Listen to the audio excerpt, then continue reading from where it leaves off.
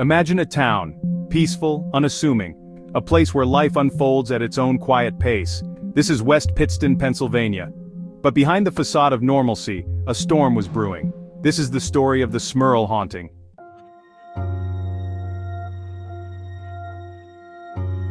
At the heart of this chilling tale was the Smurl family, Jack and Janet, a hard-working couple striving to provide a good life for their children.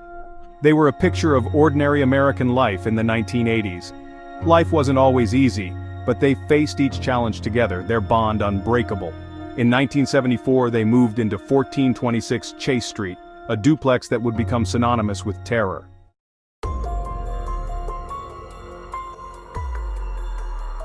At first, 1426 Chase Street seemed like a dream come true. The duplex was spacious, offering the family a much-needed change from their cramped apartment. But this newfound comfort was short-lived. Almost immediately, strange things began to happen. A pervasive, foul odor began to permeate the house, a stench so rancid it defied explanation. Then came the noises, unexplained footsteps creaking on the stairs, disembodied voices whispering in the dead of night.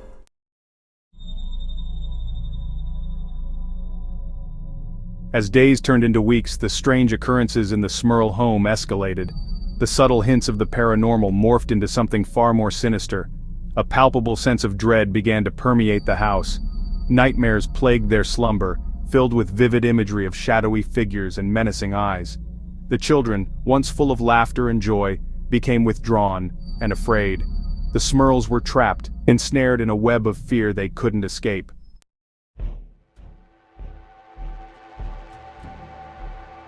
The noises, once faint and fleeting, intensified, becoming an inescapable soundtrack to their waking nightmare. Footsteps echoed through the house at all hours, heavy and deliberate.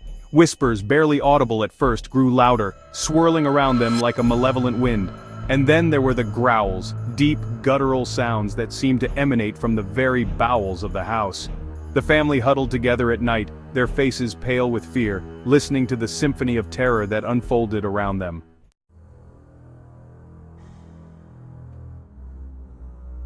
As if the terrifying sounds weren't enough, the Smurl family found themselves battling an overwhelming putrid odor. It clung to everything, permeating every corner of their home. They tried everything to get rid of the odor. Cleaning, airing out the house, even using industrial-strength deodorizers. But nothing worked. The stench lingered, as if it was embedded in the very fabric of the house.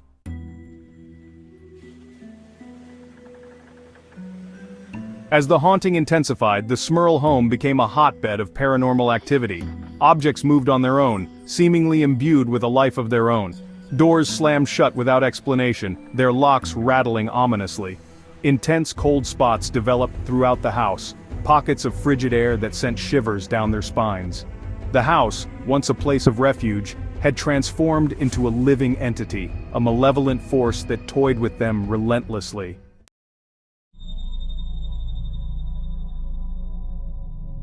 As the Smurl family grappled with the escalating paranormal activity, the entity tormenting them grew bolder.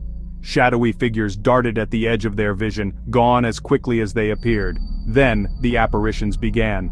Full-bodied figures, their features obscured by darkness, materialized in their home. A grotesque demonic figure, its face contorted in a malevolent grin, appeared to Janet one night.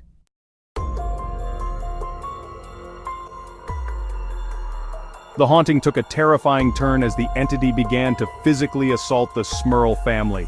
Scratches appeared on their bodies, seemingly out of thin air.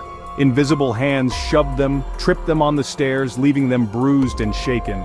Jack found himself thrown against walls, held down by an unseen force. Janet experienced agonizing pains as if something was trying to crush her from the inside out. The Smurls were under siege, their bodies bearing the physical scars of the haunting.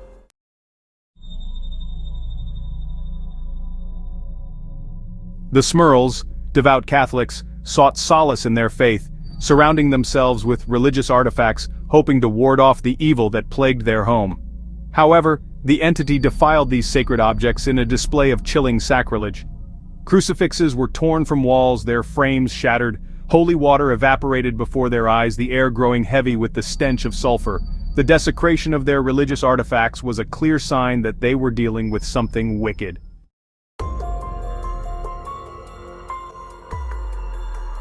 As the haunting wore on, the relentless terror began to take its toll on the Smurl family.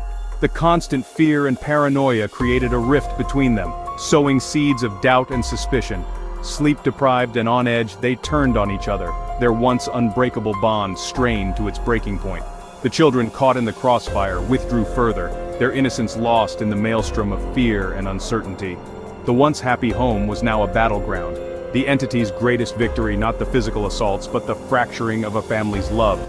The Smurls, once a united front against the unknown, were now falling apart from within.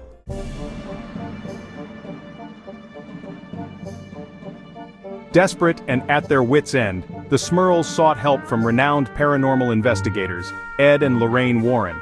Ed, a demonologist, and Lorraine, a clairvoyant and trance medium, brought their unique skills to 1426 Chase Street. The Warrens, known for their involvement in high-profile cases like the Amityville Horror, arrived at the Smurl home.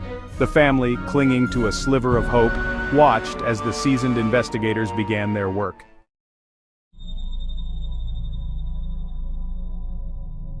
Lorraine, her senses attuned to the supernatural, immediately sensed a palpable darkness within the Smurl home. Ed, through his interviews with the family and his own observations, began to piece together a chilling narrative. This was not a simple haunting, he concluded, but something far more sinister, a demonic infestation. According to the Warrens, the Smurl family was being tormented by several demonic entities, each with its own agenda. The Warrens' diagnosis sent a chill through the Smurls, confirming their worst fears.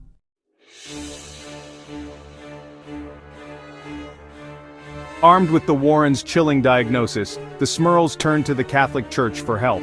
A local priest, Father Jason, agreed to perform an exorcism. The air in the Smurl house crackled with anticipation and fear as Father Jason confronted the unseen entities. The family huddled together, their prayers a desperate plea for deliverance. The exorcism was a harrowing experience, with objects flying across the room and disembodied voices taunting the priest. For a brief moment, there was a sense of relief, but their hope was short-lived.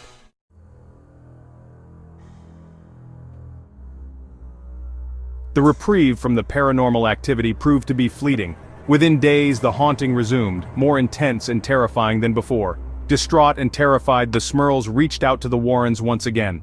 The seasoned paranormal investigators, though disheartened by the news, were not deterred. They returned to 1426 Chase Street, this time with a team of priests and paranormal experts. The stage was set for a series of intense exorcisms, each a desperate attempt to break the demonic hold on the family and their home.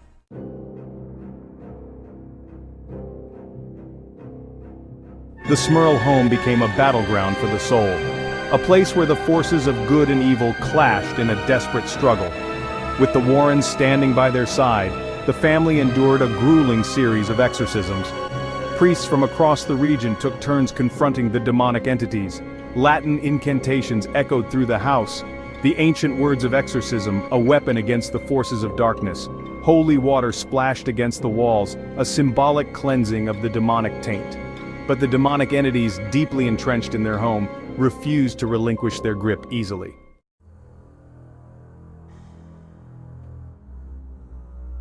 Each exorcism seemed to enrage the demonic entities, their response a terrifying display of their power. The house shook with violence unseen before, objects hurtled through the air with deadly force, and the demonic voices grew louder, their taunts laced with rage. The priests, their faces pale with exertion, refused to back down. They battled the demonic forces with every ounce of their faith, their voices rising in unison as they called upon the power of God to banish the evil that plagued the Smurl family. The demonic entities, sensing the priests' unwavering resolve, resorted to psychological warfare. They preyed on the family's deepest fears, whispering doubts and anxieties into their minds, attempting to break their spirits and turn them against each other in their faith. The Smurls, caught in the middle of this spiritual tug-of-war, endured torment on every level, physical, emotional, and spiritual. Their home had become a prison, their lives a relentless cycle of fear and despair. Yet even as their hope dwindled, they refused to surrender to the darkness. Despite the priest's valiant efforts and the Smurls' unwavering faith, the exorcisms seemed to have the opposite effect. The demonic entities grew stronger, their grip on the family tightening. The paranormal activity intensified, reaching a fever pitch. The physical attacks escalated, leaving the family bruised and terrified. The demonic voices grew bolder, their taunts turning into threats.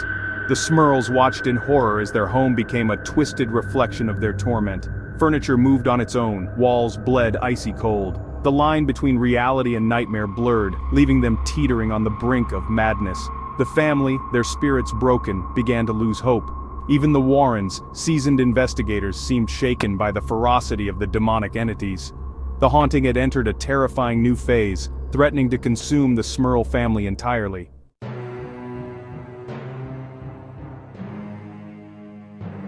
The Smurl Haunting was not a private affair, confined to the walls of 1426 Chase Street. News of the family's terrifying ordeal spread like wildfire, fueled by the sensational details of demonic attacks and the involvement of the Warrens. Newspapers across the country picked up the story, splashing headlines about the demonic duplex and the family held hostage by evil. Reporters camped outside the Smurl home, eager for any scrap of information about the ongoing haunting. Television crews descended upon West Pittston, their cameras capturing the fear and exhaustion etched on the Smurls' faces. The family found themselves thrust into the harsh spotlight of media scrutiny, their lives dissected and debated on national television. Public opinion was divided. Some dismissed the Smurls' story as a hoax, a desperate bid for attention or financial gain. Others, however, believed their claims, their imaginations captivated by the chilling details and the Warrens' involvement. The Smurl Haunting had become a cultural phenomenon, a topic of conversation around dinner tables and water coolers across America. In 1986, Robert Curran, with the Smurls' cooperation, penned The Haunted. The book detailed the family's ordeal, the Warrens' investigation, and the psychological toll. The Haunted became a bestseller, captivating readers with its terrifying subject matter. It fueled public interest in the Smurl Haunting, cementing its place in paranormal history. In 1991, it was adapted into a TV movie starring Jeffrey DeMunn and Sally Kirkland. The movie brought the family's story to life for a wider audience. The book and TV movie ensured the Smurl Haunting would not be forgotten.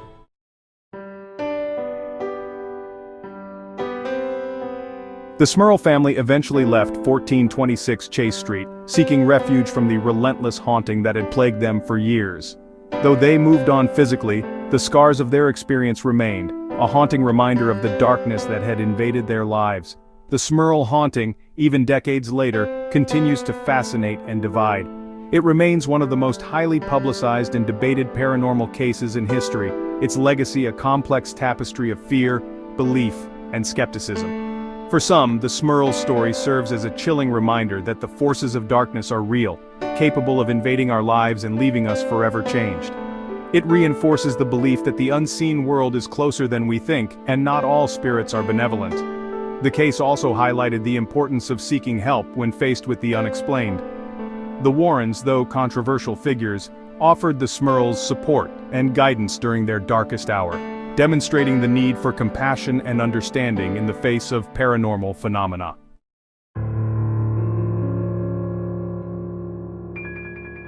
Despite the Smurls' compelling testimony and the Warrens' involvement, the case remains shrouded in controversy. Skeptics point to inconsistencies in the family's accounts and the lack of concrete evidence to support their claims of demonic activity. Some argue that the haunting was a product of mass hysteria, fueled by stress, media attention, and the power of suggestion. Others suggest that environmental factors, such as infrasound or electromagnetic fields, might have contributed to the reported phenomena.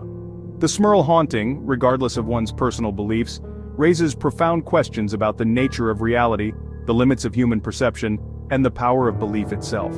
It forces us to confront the unknown, to grapple with the possibility that our understanding of the world might be incomplete. Ultimately, the truth behind the Smurl Haunting remains elusive, a chilling mystery that continues to spark debate and ignite our imaginations. Was it a genuine case of demonic possession, a psychological phenomenon, or something else entirely? Perhaps the answer lies somewhere within the shadows, forever beyond our grasp.